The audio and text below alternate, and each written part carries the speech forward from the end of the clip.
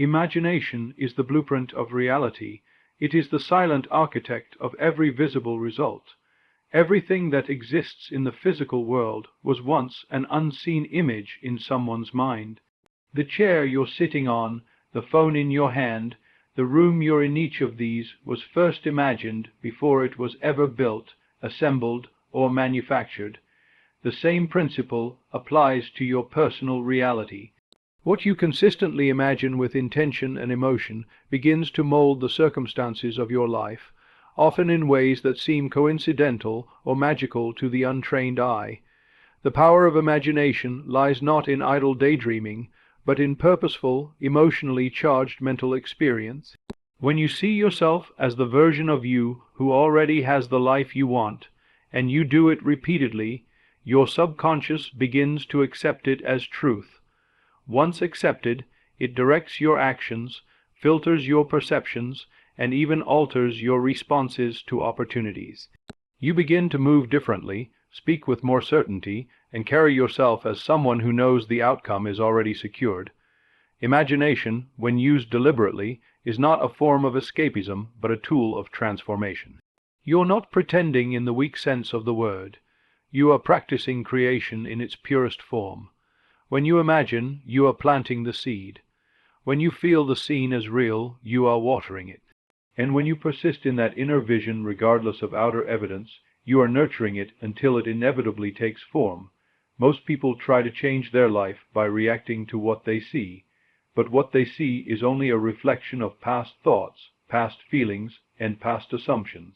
If you want to change the reflection, you must change the image held in the mirror of your mind.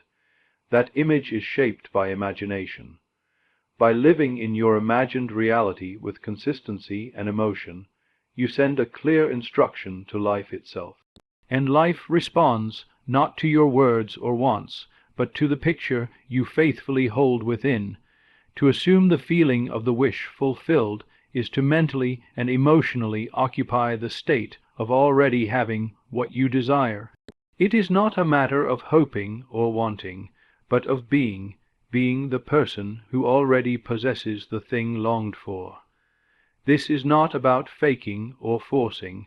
It's about inwardly identifying with the version of you who lives in the outcome you dream of. You don't wait for the external proof to feel successful, loved, wealthy, or free. You feel it now from within, and allow that feeling to shape your thoughts, choices, and responses to life. This practice requires you to move beyond the senses and trust something deeper, your imagination and your ability to feel the invisible as real. When you close your eyes and enter a scene where your desire is already a reality, you must step into that scene with full emotional presence. Hear the voices, touch the textures, smile the smile of satisfaction.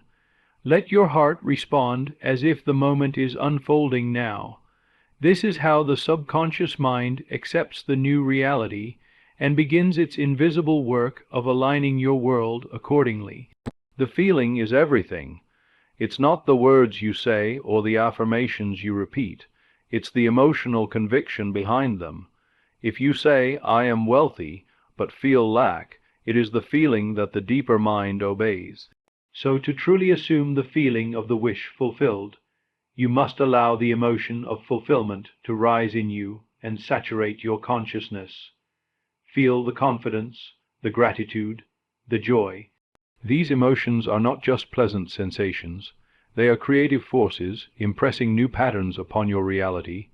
You are not trying to get somewhere, you are embodying the end. From this state of being, your actions become aligned, your decisions become intuitive, and life begins to echo your inner state. The outer world catches up to the inner reality. The wish fulfilled no longer feels distant. It feels inevitable because you are already living in the energy of its completion. Your inner world shapes the outer world because everything you consistently experience within, your beliefs, assumptions, emotions, and self-concept sets the tone for what unfolds around you. Life is not happening to you by random chance. It is responding to you, mirroring the dominant states you inhabit internally. If you believe you are worthy, valuable, and capable, the world begins to reflect opportunities, relationships, and outcomes that affirm that belief. If you see yourself as lacking, powerless, or stuck, circumstances will continue to confirm that version of reality. The mind is like a projector, casting images outward based on the film running inside. What you carry within consciously or unconsciously is constantly being externalized. This is why two people can be in the same situation and experience it completely differently. One sees possibility and growth, the other sees threat and limitation. The difference is not in the situation, but in the lens of perception shaped by the inner world. You cannot truly change your life by rearranging the outside while leaving your internal state unchanged. Temporary shifts might occur, but lasting transformation happens only when the inner blueprint is revised. When you change how you see yourself, how you feel about what's possible, and what you believe to be true, the world responds in kind. This doesn't mean you won't face challenges, but your relationship to them changes. You begin to move through life with a quiet power, not because the world is easy, but because your inner stance is aligned and strong. When you focus on elevating your internal state, choosing thoughts that empower you, dwelling in feelings that align with your desired reality, and maintaining assumptions that support your growth, you begin to recondition your experience of the world. People treat you differently, circumstances shift, synchronicities appear. This is not magic, it is the natural law of consciousness. The outer world is simply an echo of your inner dominion. If you want to change what's happening around you, start by mastering what's happening within you. Persistence in assumption is key because it is through sustained inner conviction that transformation occurs. A single moment of belief, no matter how powerful, must be followed by repetition and consistency if it is to become a new reality. The mind, shaped by years of conditioning and doubt, often resists new ideas that contradict what it has long accepted as truth. This is why fleeting visualization or occasional affirmations are rarely enough. What you assume about yourself and your life must become a steady, unwavering foundation, an inner state you return to again and again until it takes root and grows naturally into your experience. Assumption is not a passive wish. It is a conscious decision to accept something as true, regardless of what the senses currently report. It is a commitment to dwell mentally and emotionally in the reality of your desire fulfilled. This requires discipline, especially when the outer world seems unchanged or even contrary. But it is in those moments that your persistence is tested, and also where your power is revealed. When you choose to remain loyal to your assumption in the face of delay, doubt, or disappointment, you begin to shape reality from within, rather than be shaped by it. The outer world is often slow to reflect the inner shift. There may be a lag, a period of transition, where nothing seems to be happening. This is where most people give up. They return to their old assumptions because they trust appearances more than imagination. But those who persist, who hold the vision without compromise, eventually see the physical world rearrange itself to match their inner stance. It is not always predictable or linear, but the results are certain when the assumption is lived with conviction and repeated with patience. Persistence builds belief. The more you assume something to be true and feel it as real, the more natural it becomes. What once felt foreign begins to feel familiar. The state you once had to imagine deliberately becomes your default state of being. And from that state, your actions align effortlessly, your energy shifts, and the world begins to yield to the image you have consistently held within. States of consciousness are the real cause behind everything you experience in life.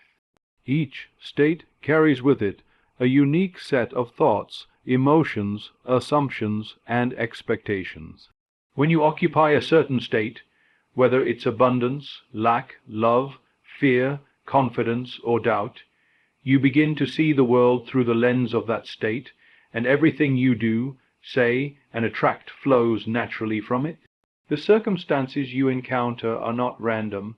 They are outgrowths of the dominant state you inhabit. You don't have to chase outcomes or manipulate the external world. You only need to shift your state, and the world rearranges to match it. This is why two people with the same resources, opportunities, or challenges can create entirely different realities. One is living from a state of empowerment, while the other is trapped in a state of limitation. Their external lives begin to reflect the inner stance they've adopted. The state of consciousness you return to most often becomes your identity, and your identity silently dictates what's possible for you. You may try to change habits or set goals, but if you remain in a state of lack or unworthiness, your efforts will be limited by that underlying identity.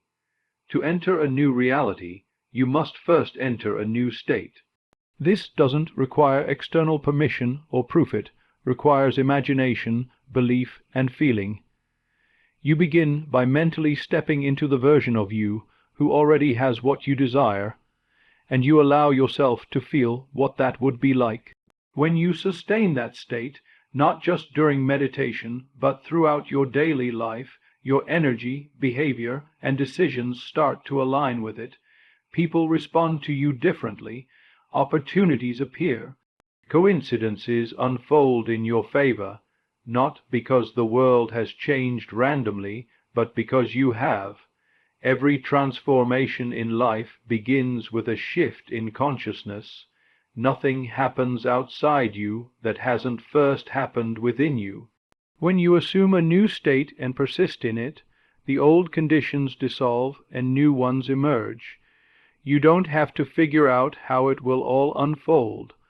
The state you occupy contains within it all the patterns, actions, and outcomes that match it. You only need to stay faithful to that inner reality, and the outer world will conform, piece by piece, to the new cause you've set in motion. To live in the end means to mentally and emotionally dwell in the reality where your desire is already fulfilled. It is not about wishing or hoping for something to happen in the future. It is about claiming it now, in consciousness, as already done. You must make the end your starting point. Instead of waiting for results to prove your belief, you allow your belief to generate the result.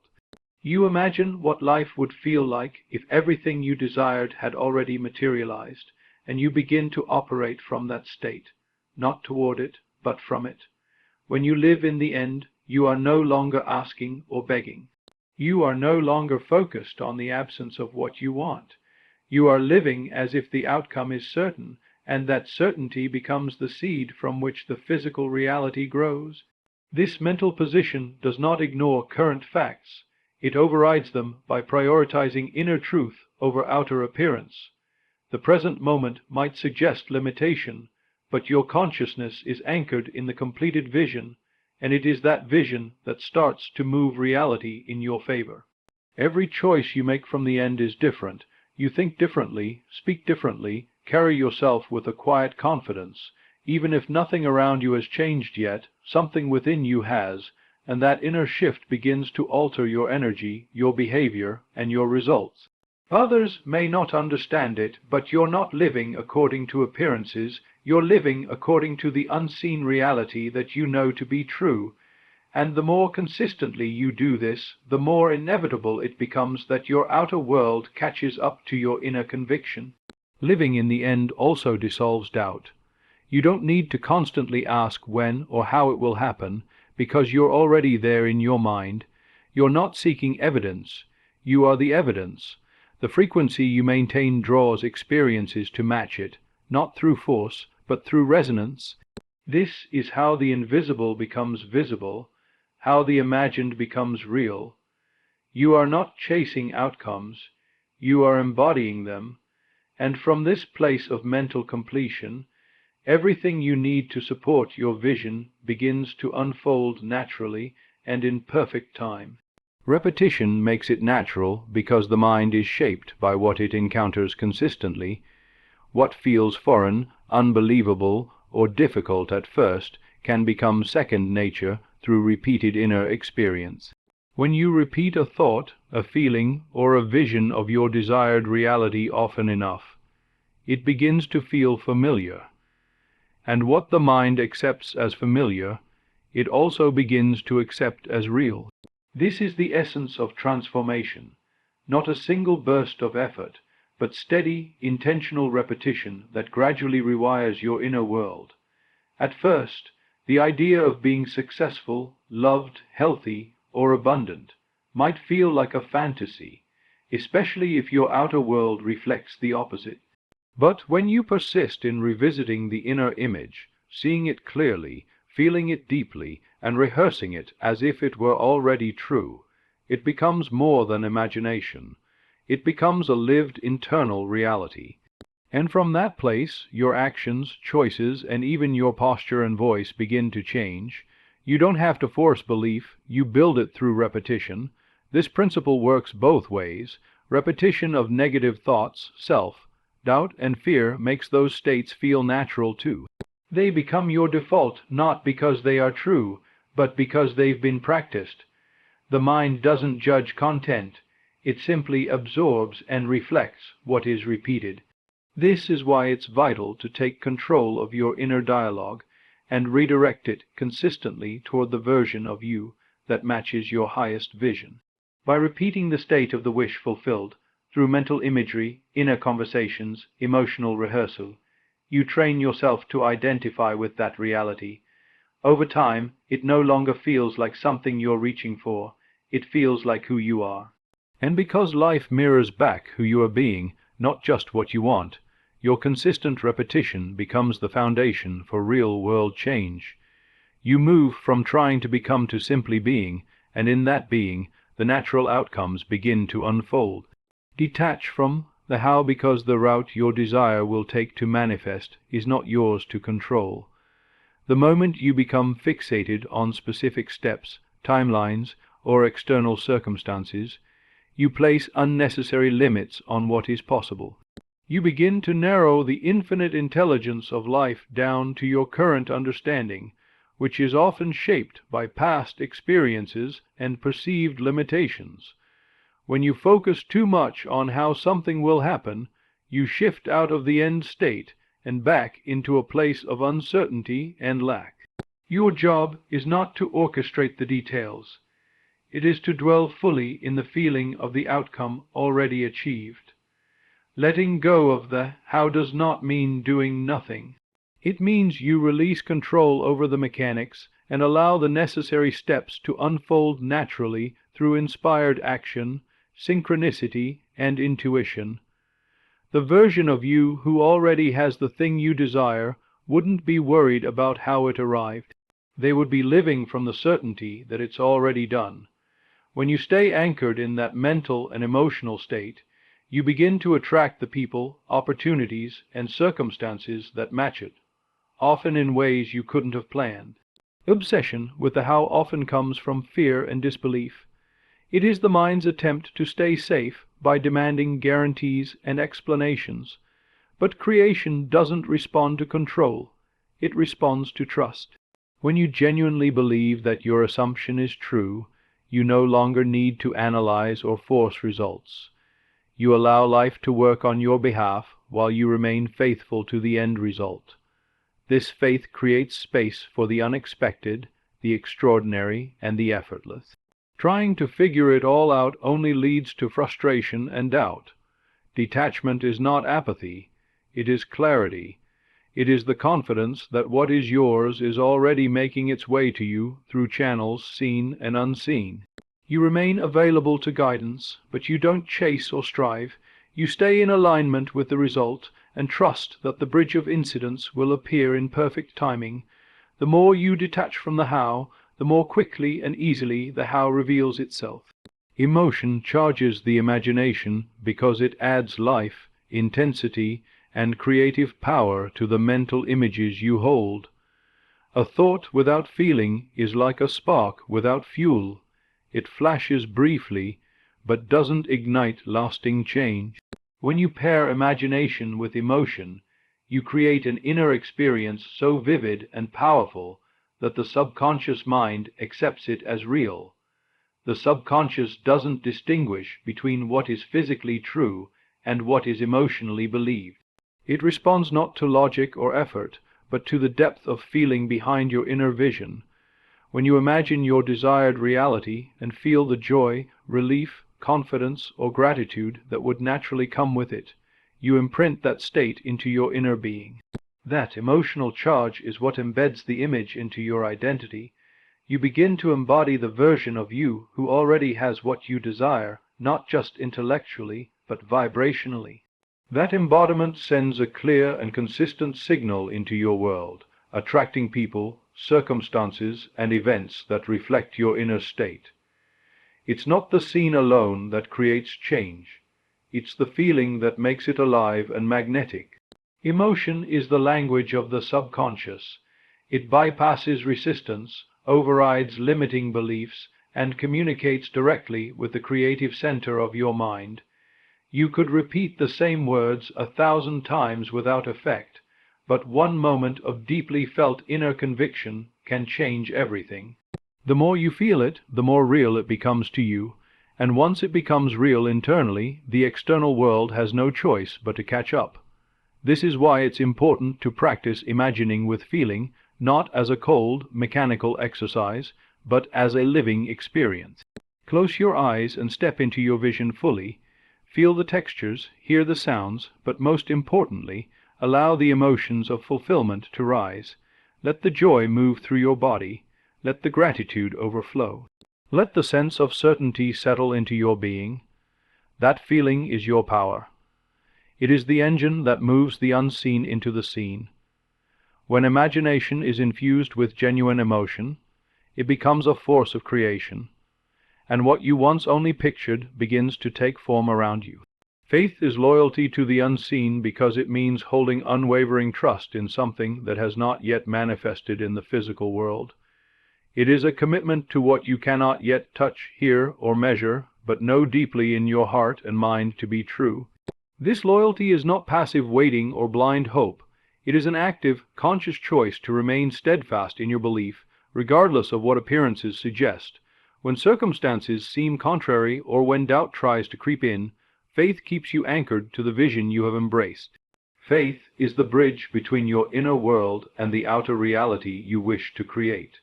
Without it, the seeds you plant in your imagination struggle to grow because your attention wavers, your belief weakens, and your energy disperses. But when you stay loyal to the unseen, you maintain the energetic momentum needed for manifestation. It's like holding a steady light in the darkness, refusing to let the flicker go out no matter how strong the opposing winds may be. This steady light eventually illuminates the path and reveals the way forward. Being faithful to the unseen also means resisting the urge to seek constant proof or reassurance from the physical world. The world of form often lags behind the world of thought and feeling, and this delay can test your resolve. But true faith recognizes that the absence of evidence is not evidence of absence. It trusts the creative process and the intelligence behind it, knowing that what you have assumed as true will reveal itself in perfect timing. Faith transforms uncertainty into patience and frustration into calm expectation. Loyalty to the unseen calls you to embody the qualities of the fulfilled state now, even when external circumstances say otherwise. It asks you to live from the end, to carry the feeling of your wish fulfilled with quiet confidence, and to persist in that state with devotion. This kind of faith does not waver with changing moods or outside influences. It is rooted in the knowingness that reality is being shaped from the inside out. When you hold this loyalty, you align yourself with the creative force of the universe, and your unseen desires begin to materialize step by step until they become undeniable fact. In the end, the power to live as if you already have everything you desire lies entirely within you. By consciously choosing your inner world, through imagination, feeling, unwavering assumption, and faithful persistence, you reshape not only your thoughts but your entire reality. When you act from the place of fulfillment, when you embody the state of your wishes already realized, you unlock the creative force that moves the unseen into the seen. The outer world is simply a reflection of your inner conviction. So choose to live boldly, trust deeply, and hold fast to the vision of your highest self. In doing so, you don't wait for life to give you everything. You become the source from which abundance flows effortlessly, and everything you desire inevitably becomes your experience.